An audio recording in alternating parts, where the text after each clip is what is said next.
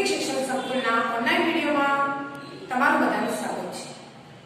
વિદ્યાર્થી મિત્રો, આપણે યુનિટ 3 નો અભ્યાસ કરી રહ્યા છીએ, ટુડે કમ્સ એવરીડે, અને તેમાં આપણે કરી રહ્યા છીએ સ્વાધ્યાય પોથી। તો તે સ્વાધ્યાય પોથીમાં આપણે અત્યાર સુધી પાઠ 1, 2 અને 3 નો અભ્યાસ કર્યો। આજે આપણે લેવાના છીએ સ્વાધ્યાય પોથીની અંદર પાઠ 4 એટલે કે પાઠ 4। તો પાઠ 4 માં આપણે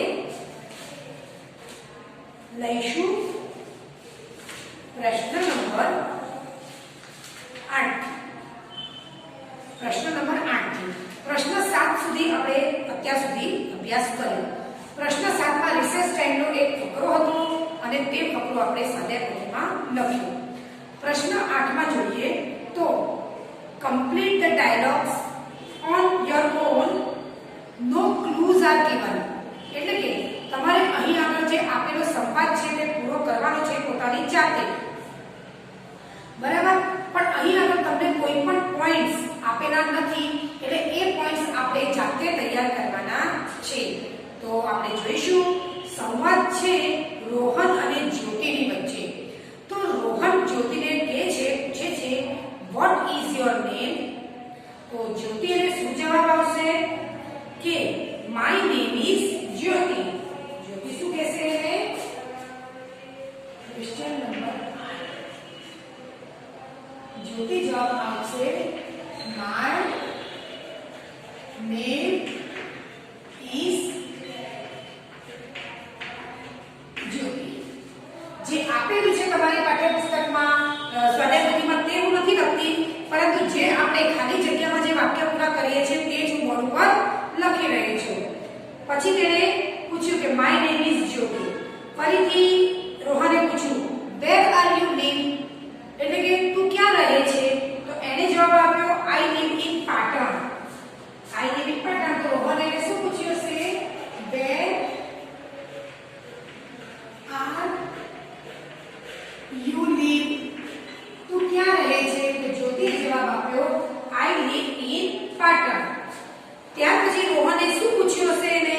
તો જ્યોતિએ એને જવાબ આપ્યો I am going to Becharaji. And એટલે કે રોહને એને પૂછ્યું હશે કે વેર આર યુ ગોઈંગ? કે તું ક્યાં જઈ રહી છે? Where are you going?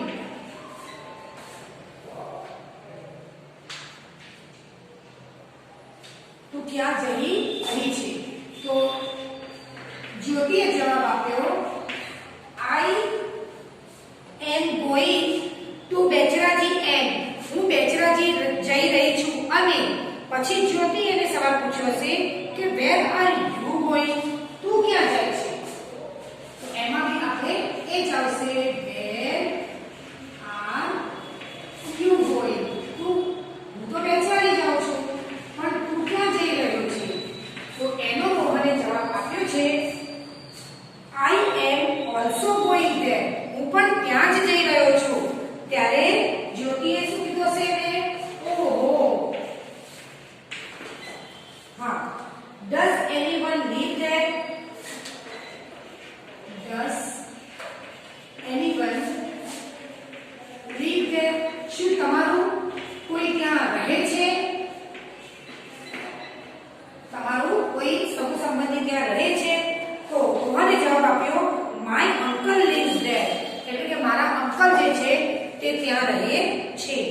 પછી જ્યોતિએ કહ્યું well my brother has a shop there. મારો જે ભાઈ છે તેની એક દુકાન ત્યાં છે। તો રોહન અને જ્યોતિની વચ્ચે આ સંવાદ રચાયો છે। આવી જ રીતે વિદ્યાર્થી મિત્રો, તમે ઘણી વખત આ રીતે સંવાદ જોતા હશો। બે અથવા બે થી વધુ વ્યક્તિઓની વચ્ચે સંવાદ રચાતો હોય છે। તો જ્યોતિ અને રોહનનો સંવાદ એ જ હતો કે તે એકબીજાને નામ પૂછ્યું, પછી તું ક્યાં જઈ રહી છે? તું ક્યાં રહે છે? આવા જુદા જુદા પ્રશ્નો દ્વારા આપણે લોકોએ પ્રશ્ન 8 પૂરો કર્યો। હવે આપણે લઈશું પ્રશ્ન નંબર 9। તો પ્રશ્ન નંબર 9 માં read the following paragraph and answer the questions selecting the most appropriate option given below them. એટલે કે તમારે અહીં આપેલો ફકરો વાંચવાનો છે અને પછી તેના માટે આપેલા પ્રશ્નમાં તમારે સાચો વિકલ્પ શોધવાનો છે। તો પહેલા તો આપણે પેરેગ્રાફને વાંચવું પડશે વિદ્યાર્થી મિત્રો।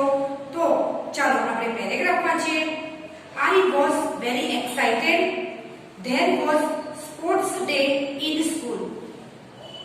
Many games and activities were planned. Parents were also invited. Raman Kaka, a famous social worker, was invited as the chief guest. I took part in the lemon and spoon race. The whole playground was decorated with colorful kites and paper flags. All the children were in school uniform. જો આજે હું બહુ જ ઉત્સાહી હતો, ઉત્તેજિત હતો. શેના માટે?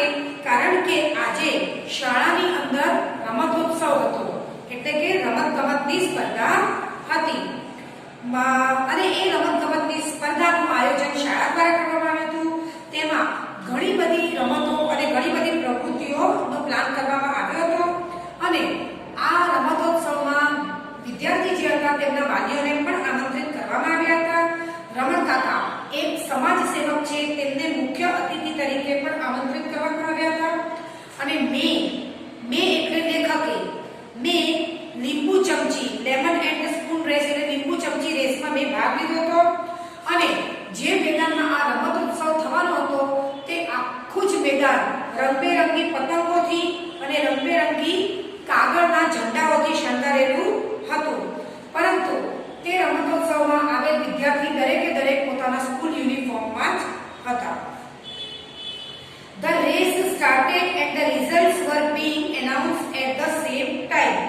જ્યારે રેસ ચાલુ થાય અને રેસમાં જે જીતે તેનું રિઝલ્ટ તરત જ એનાઉન્સ કરીને કે જાહેર કરી દેવામાં આવતું હતું.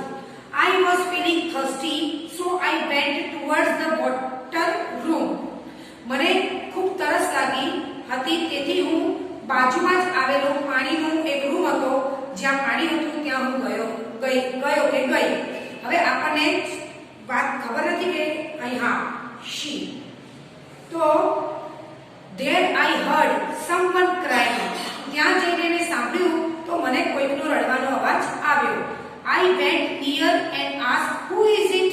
હું નજીક ગયો અથવા ગઈ અને મેં પૂછ્યું કે ભાઈ કોણ છે. A small baby cried out, please help me. I am locked inside the bathroom. તો એક નાના બાળકનો જવાબ એમાંથી રડવાનો અવાજ આવ્યો અને તેણે કહ્યું કે મહેરબાની કરીને મારી મદદ કરો, હું અહીં આ બાથરૂમમાં લોક થઈ ગઈ છું, એટલે કે પુરાઈ ગઈ છું. My race was about to start. મારી જે રેસ હતી એટલે કે જે સ્પર્ધા હતી તે બસ સ્ટાર્ટ થવાની શરૂ થવાની તૈયારીમાં જ હતી. But I ran to my class teacher and told her about it. પરંતુ હું મારા વર્ગ શિક્ષક પાસે દોડીને ગઈ અને મેં તેમને આ વિશે કહ્યું.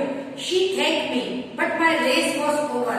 તેમણે મારો ખૂબ ખૂબ આભાર માન્યો, પરંતુ મારી જે રેસ હતી સ્પર્ધા એ તે સમય સુધી પૂરી થઈ ગઈ હતી. I could not take part in it.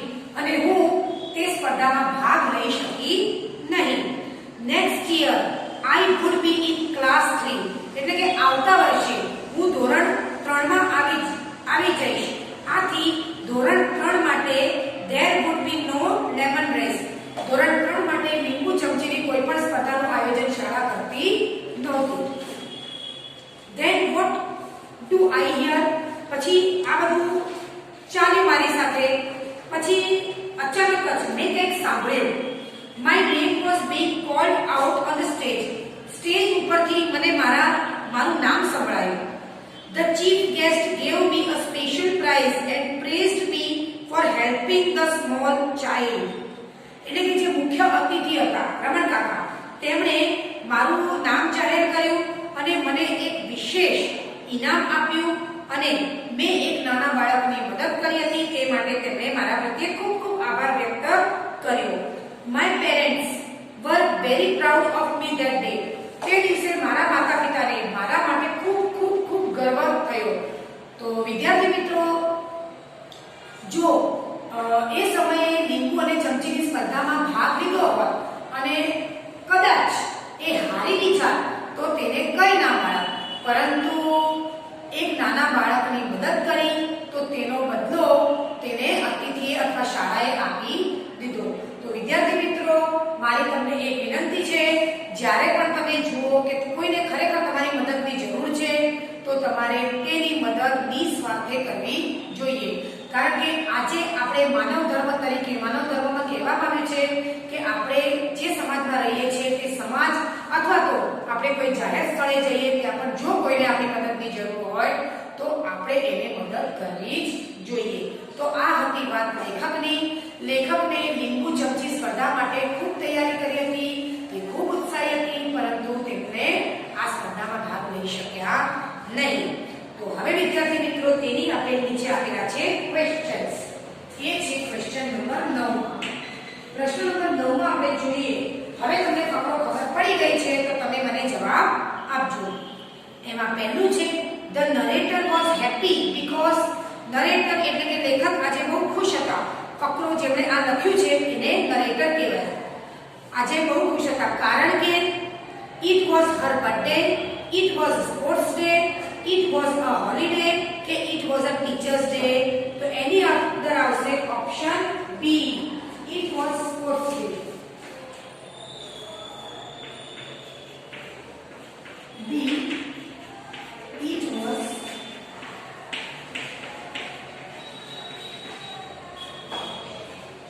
sports day કારણ કે એ દિવસે સ્પોર્ટ્સ ડે હતો. પછી બીજું the narrator head taken part in એટલે કે નરેટરે શેમાં ભાગ લીધો હતો? ખોખોમાં, મ્યુઝિક ચેરમાં, સ્કીપિંગમાં કે લેમન એન્ડ સ્પૂન રેસમાં? તો તેમણે ભાગ લીધો હતો D, lemon and spoon race. Lemon and spoon race, લીંબુ ચમચી. તમે બી ક્યારેક તમારી શાળામાં આ સ્પર્ધામાં ભાગ લીધો હશે અને ક્યારેક ઇનામ જીત્યા પણ હશો. ત્યાર પછી ત્રીજું in which class is the narrator? તો નરેટર કયા ધોરણમાં હતો? તો આનો તો કોઈ એવો ખાસ ઉલ્લેખ થયો, પણ તમે આની અંદર એક વાક્ય જોયું હશે કે આ વર્ષે લેખિકા ભાગ ના લઈ શકી કારણ કે એ આ વખતે લઈ ના શકી કારણ કે બાળકની એમણે મદદ કરી, પણ આવતી સાલ એમના માટે આ સ્પર્ધા નહોતી કારણ કે આવતી સાલ એ ત્રીજા ધોરણમાં આવવાની હતી. તો આ વર્ષે એ કયા ધોરણમાં હશે? તો આ વર્ષે એ હશે ધોરણ 2 માં. એમાં હશે ધોરણ 2 માં. પ્રશ્ન નંબર 4 વોટ ઇઝ રમણ કાકા? રમણ કાકા કોણ છે? School principal, doctor, an advocate કે અ સોશિયલ વર્કર? તો રમણ કાકા છે એક સોશિયલ વર્કર. સોશિયલ વર્કર કોને કહેવાય? સોશિયલ એટલે સમાજ અને વર્કર એટલે સેવક. સોશિયલ વર્કર સમાજ સેવાનું જે કામ કરે તેને સોશિયલ વર્કર કહેવાય. પ્રશ્ન 5મો છે did she win the race? શું તે રેસ જીતી ગઈ? તો એમાં ઓપ્શન આપેલા છે A no, B yes, C she could not participate કે ડી she was stopped? તો એમાં એ આવશે કે તે રેસ જીતી બી નથી, હારી બી નથી, પરંતુ તે રેસમાં એ ભાગ લઈ શકી નહોતી. તો she could not participate. she could not participate. No, she could not participate.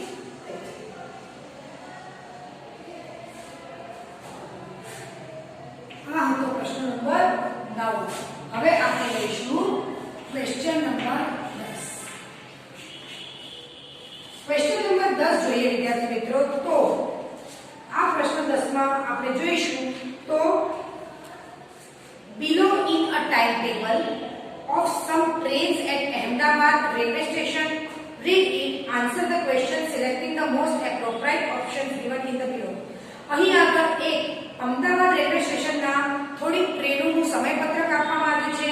તો તમારે તે સમયપત્રક વાંચી અને આપેલા પ્રશ્નોના જવાબ જે છે તેમાં વિકલ્પ સાચો શોધવાનો છે. તો વિદ્યાર્થી મિત્રો તેમાં સૌથી પહેલા તો આપણે ટેબલને વાંચી લઈએ. તો એમાં સૌથી પહેલા તો ટ્રેનના નંબરો છે.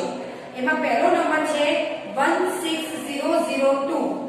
નેમ ઓફ ધ ટ્રેન એટલે કે ટ્રેનનું નામ, અરાઇવલ ટાઈમ એટલે કે પહોંચવાનો સમય, ડિપાર્ચર ટાઈમ એટલે ઉપડવાનો સમય અને પ્લેટફોર્મ નંબર એટલે 9. પ્લેટફોર્મ એટલે કે પ્લેટફોર્મ નંબર એટલે જે પ્લેટફોર્મ હોય ને ટ્રેન આવે ત્યાં એ પ્લેટફોર્મના નંબરો. સૌથી પહેલી છે ટ્રેન 16002 16002 અને એ ટ્રેનનું નામ છે હરિદ્વાર એક્સપ્રેસ.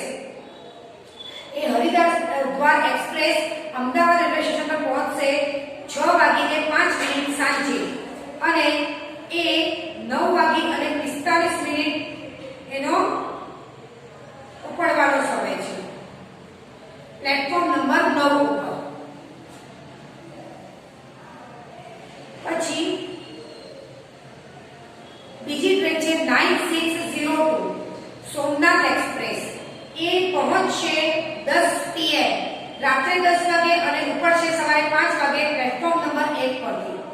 ત્રીજી ટ્રેન છે 2999 શતાબ્દી એક્સપ્રેસ. સવારે 9:30 આવશે અને સાંજે બપોરે 2:30 વાગે 2:30 પ્લેટફોર્મ નંબર 2 પરથી એ ઉપડશે એટલે કે રવાના થશે. પછીની ટ્રેન છે 4847 જોધપુર એક્સપ્રેસ જે 7:43 સવારે 7:43 સવારે એ અમદાવાદ પહોંચશે અને પછી 7:50 સાંજે તે પ્લેટફોર્મ નંબર 2 થી રવાના થશે. ગુજરાત મેલ ટ્રેન નંબર છે 4106. તો ગુજરાત મેલ સવારે 3:40 પહોંચશે અને રાત્રે 9 વાગે પ્લેટફોર્મ નંબર 1 પરથી એ ઉપડશે. 5505 આશ્રમ એક્સપ્રેસ સવારે 6 વાગે પહોંચશે અને સાંજે 8:30 પ્લેટફોર્મ નંબર 3 પરથી એ રવાના થશે. અને છેલ્લી જે ટાઈમ ટેબલમાં ટ્રેન છે એ છે 8309 હાપા હાવડા એક્સપ્રેસ. આ સવારે 10 વાગે આવશે એટલે કે પહોંચશે અને રાત્રે 10:45 એ પ્લેટફોર્મ નંબર 3 પરથી એ ઉપડશે. અરાઇવલ ટાઈમ એટલે પહોંચવાનો સમય અને ડિપાર્ચર ટાઈમ એટલે કે ઉપડવાનો સમય. તો વિદ્યાર્થી મિત્રો આપણે અહીં જોયું કે ટેબલની અંદર 7 ટ્રેનનો ઉલ્લેખ થયેલો છે. તો હવે આ ટેબલના આધારે આપણે આપેલા પ્રશ્નોના જવાબ લખીશું. એમાં પહેલું છે how many platforms are maintained in the data. આ ડેટામાં કેટલા પ્લેટફોર્મનું વર્ણન કરવામાં આવ્યું છે. તો પ્લેટફોર્મ નંબર 1 છે 2 છે 3 છે અને 9 છે એટલે કુલ મળીને કેટલા પ્લેટફોર્મ છે તો 4. તો એ તમારે લોકોને છે ઓપ્શન સી માં. બીજું how many trains arrive early in the morning. સવારે વહેલી કેટલી ટ્રેનો પહોંચે છે. સવારે વહેલી જે ટ્રેન છે તે એક છે ગુજરાત મેલ 3:40 અને બીજી 6 વાગે છે આશ્રમ એક્સપ્રેસ. બીજી બધી બહુ વહેલી નથી તેથી આપણે લખીશું કે 2 ટ્રેનો પહોંચે છે જે ઓપ્શન બી માં છે. પ્રશ્ન નંબર 3 છે when does Ashram express depart. એટલે કે આશ્રમ એક્સપ્રેસ કેટલા વાગે ઉપડશે. તો આશ્રમ એક્સપ્રેસ ઉપડશે 8:30 8:30 PM. તો એ છે તમારા ઓપ્શન બી માં 8:30 PM. પ્રશ્ન 4 છે when does train number 8309 arrive. એટલે કે ટ્રેન નંબર 8309 કેટલા વાગે પહોંચશે. તો 8309 ટ્રેનનું નામ છે હાપા હાવડા એક્સપ્રેસ અને એ કેટલા વાગે પહોંચશે 10 AM. પરંતુ ઓપ્શનમાં આપણે જોઈએ બેટા તો તમને લોકોને 10 PM આપેલું છે. તો તમારે લોકોને જે એ ઓપ્શન છે તે સાચું છે પણ તમારે અહીંયા થોડી ટ્રિક મિસ્ટેક થઈ છે. તો તમારે PM ની જગ્યાએ શું કરવાનું છે AM. તમે જોજો કે તમને લોકોને અહીંયા PM આપેલું છે તો એ PM કાપીને અહીંયા તમારે AM લખવાનું છે તમારે સ્વાધ્યાય પોથીની અંદર. અને પાંચમું છે on which platform does Haridwar express arrive. Haridwar express કયા પ્લેટફોર્મ પર છે.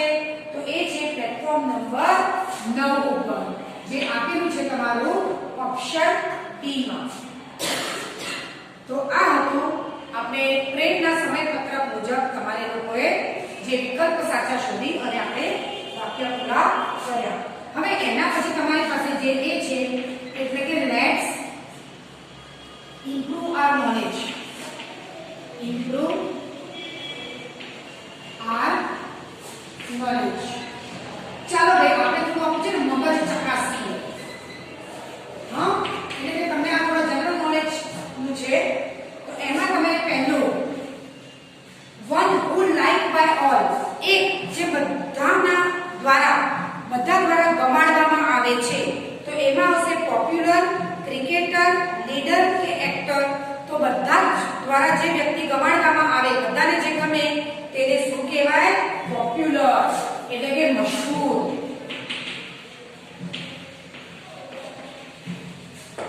પોપ્યુલર. પછી બીજું છે a place containing books for reading, એટલે કે એવું સ્થળ જ્યાં આપણે વાંચવા માટેની ચોપડીઓ હોય, પુસ્તકો હોય. તો book fair, school, book shop કે લાઇબ્રેરી. શું કહેવાય? લાઇબ્રેરી. તો એમાં આવશે બી લાઇબ્રેરી. કારણ કે લાઇબ્રેરીમાં જઈ અને તમે ત્યાં સભ્ય બનો તો તમારે લોકોને એ ચોપડી ખરીદવાની જરૂર ના પડે પણ તમે લાઇબ્રેરીમાં જઈને તેનું વાંચન કરી શકો. ત્રીજું a lady who attends a sick person is known as, એક સ્ત્રી જે દર્દીઓની શું કરે? દર્દીઓની સાર સંભાળ કરીને દેખરેખ રાખે તે છે નર્સ. એ નર્સ. કારણ કે ડોક્ટરની સાથે એમની હેલ્પમાં નર્સ હોય છે તો નર્સ શું કરે છે? દર્દીની દેખરેખ રાખવાનું કામ કરે છે. Number 4 a place where birds animals are kept, એવું સ્થળ કે જેની અંદર પક્ષીઓ અને પ્રાણીઓને મૂકવામાં આવે છે. મ્યુઝિયમ, ગાર્ડન, ઝૂ કે સ્ટેબલ. તો એમાં આવશે સી ઝૂ એટલે કે પ્રાણી ઘર. પ્રાણી બાગ કહેવાય, પ્રાણી ઘર પણ એને કહેવાય. પ્રાણી સંગ્રહાલય પણ આપણે એને કહી શકીએ છીએ. પછી પાંચમું through which electricity can not pass, શેમાંથી વિદ્યુત પ્રવાહ પસાર થઈ શકતો નથી. તો એ છે પાણી, બી છે વુડ એટલે લાકડું, સી છે આયરન એટલે લોખંડ અને ચોથું છે કોપર. તો જે વિદ્યુત પ્રવાહ છે તે પાણી, લોખંડ અને તાંબુ આ ત્રણેયમાંથી પ્રવાહિત થઈ શકે છે. ફક્ત એક વુડ એટલે કે લાકડામાંથી પસાર થઈ શકતો